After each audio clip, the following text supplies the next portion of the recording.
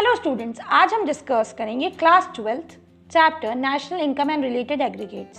Students, इससे पहले already मैं चैप्टर 1 की वीडियो डिस्कस कर चुकी हूँ, तो जिन स्टूडेंट्स ने वो वीडियो नहीं देखी तो पहले देख ले, और चैनल पे नए तो चैनल को सब्सक्राइब करना ना भूलें। आइए स्टार्ट करते हैं स्टूडेंट नेशनल इनकम, जो कि स्टूडेंट्स को सबसे टफ टॉपिक लगता है हमारे 12th क्लास का। सो आइए सबसे पहले हम देखते हैं कि इनकम कितने टाइप्स की होती है।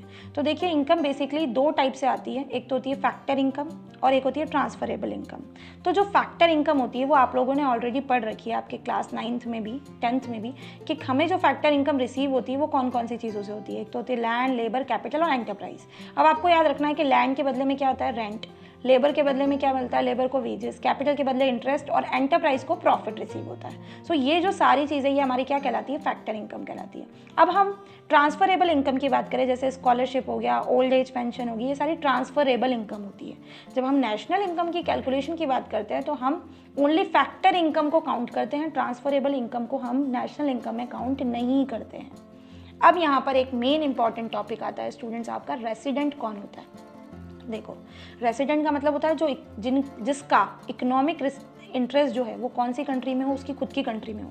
यहाँ हम किसकी बात करें, इंडिया की बात कर रहे हैं। तो जिस भी बंदे का इकोनॉमिक इंटरेस्ट इंडिया में लाई करेगा वो क्या कहलाएगा, इंडियन रेसिडेंट कहलाएगा। और हमें ये नहीं देखना है चाहे वो यहाँ रह रहा हो चाहे वो बाहर रह रहा हो, लेकिन उसका इकोनॉमिक इंटरेस्ट कहाँ लाई करना चाहिए, हमारी खुद की कंट्री में करना चाहिए। अब हम national income generated bye resident of a country with in economic territory और आउटसाइड द इकोनॉमिक टेरिटरी। अब हम इसमें क्या रह रहे हैं, जो रेसिडेंट है जो इकोनॉमिक टेरिटरी के अंदर और इकोनॉमिक टेरिटरी के बाहर, चाहे वो दोनों साइड में हो, लेकिन हम उसको क्या कहेंगे, हम उसको रेसिडेंट कहेंगे। अब यहाँ पर एक इंपॉर्टेंट नोट आपको ये याद रखना है कि रेसिडेंट के अंदर human beings and corporate entities दोनों इंक्लूड होते हैं।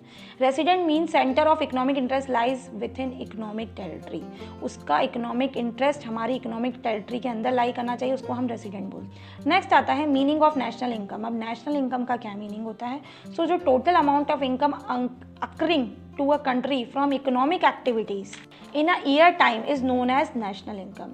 जो भी हमने देश के अंदर रहकर साल भर का काउंट किया जाता है, ये जो भी प्रोडक्शन एक्टिविटी हम लोगों ने करी है तीनों सेक्टर्स का मिला के, वो हमारा क्या कहलाता है, नेशनल इनकम कहलाता है। इसके अंदर क्या इंक्लूड होता है, payments made to all resources in the form of wages, interest, rent and profit. ये सारे पेमेंट्स जो है इसके अंदर इंक्लूड होते हैं।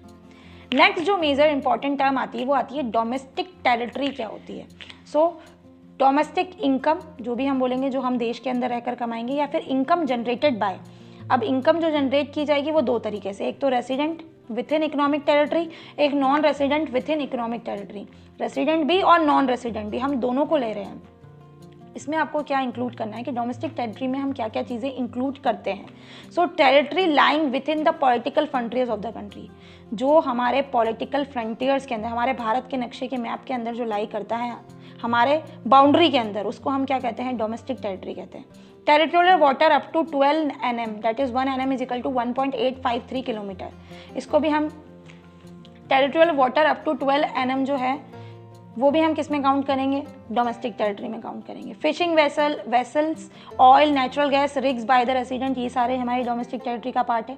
एम्बेसीज, इंडियन एम्बेसी चाहे रशिया में हो चाहे अमेरिका में हो, लेकिन हमारी एम्बेसी जो बाहर है वो सारी हमारी डोमेस्टिक टेरिटरी में लाई करेंगी।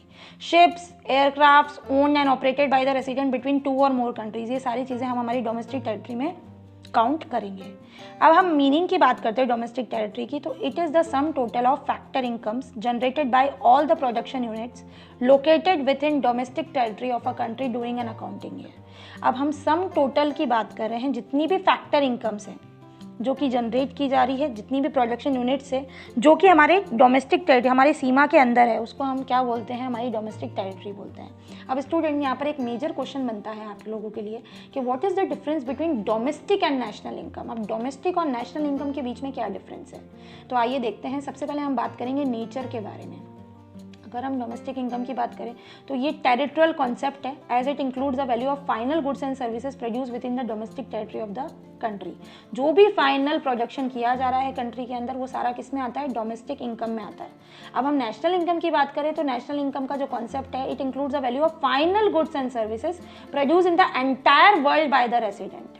यहाँ पर हम पूरे वर्ल्ड की बात कर रहे हैं, जो भी फाइनल गुड्स एंड सर्विसेज है जो कि रेसिडेंट प्रोड्यूस कर रहा है उसको हम किस में काउंट करते हैं, नेशनल इनकम में काउंट करते हैं। नेक्स्ट है कैटेगरी की बात करें तो it considers all producers with in the domestic territory of a country. जितने भी प्रोड्यूसर्स हैं हमारी डोमेस्टिक कंट्री के टेरिटरी के अंदर उसको हम क्या बोलते हैं, डोमेस्टिक इनकम। और इसके अंदर जितने भी प्रोड्यूसर्स है हुआ normal resident of a country, जो कि हमारे देश का नॉर्मल रेसिडेंट है, उसको हम कंसीडर करते हैं नेशनल इनकम में। NFIA इसका मतलब होता है net factor income from abroad. मैं अभी जो आगे के लेक्चर्स है उसमें हम इसके बारे में डिस्कस भी करेंगे, न्यूमेरिकल्स भी सॉल्व करेंगे। आप अब बेसिक डिफरेंस समझ लीजिए कि net factor income from abroad जो है वो इंक्लूड किया जाता है डोमेस्टिक इनकम में, और it includes net income from abroad. Income to abroad जो है वो हम डोमेस्टिक इनकम में लेते हैं, दैट इज माइनस साइन से रिप्रेजेंट करते हैं, और यहाँ पर नेट इनकम फ्रॉम अब्रॉड ये हम इंक्लूड करते हैं नेशनल इनकम में पॉजिटिव साइन से। नेक्स्ट है शॉर्ट फॉर्म की बात करें तो डोमेस्टिक इनकम का शॉर्ट फॉर्म होता है NDPFC, that is net domestic product at factor cost. और अगर हम बात करें नेशनल इनकम की, जब हम कैलकुलेशन पढ़ेंगे इसका तो हर जगह हम इसी एब्रिविएशन को यूज़ करेंगे NNPFC, जिसको क्या बोला जाता है, net national product at factor cost. So ये बेसिक डिफरेंस है स्टूडेंट्स जो कि आपको याद रखना है, और ये इंपॉर्टेंट क्वेश्चन भी बनता है एग्जाम पॉइंट ऑफ व्यू से। सो इस वीडियो में इतना ही स्टूडेंट्स, इसके आगे का नेक्स्ट लेक्चर में आपसे नेक्स्ट वीडियो में डिस्कस करूंगी। अब आपको करना क्या है, ज़्यादा से ज़्यादा कमेंट करके बताएं कि आपको ये वीडियो कैसी लगी, और जो स्टूडेंट चैनल पर नए वो चैनल को सब्सक्राइब करना ना भूले, एंड साथ में नोटिफिकेशन बेल आइकन को जरूर प्रेस कर दें ताकि मेरी अपकमिंग सारी वीडियोज़ की नोटिफिकेशन आपको मिलती रहे। जल्द मिलते हैं नई वीडियो के साथ। Thank you.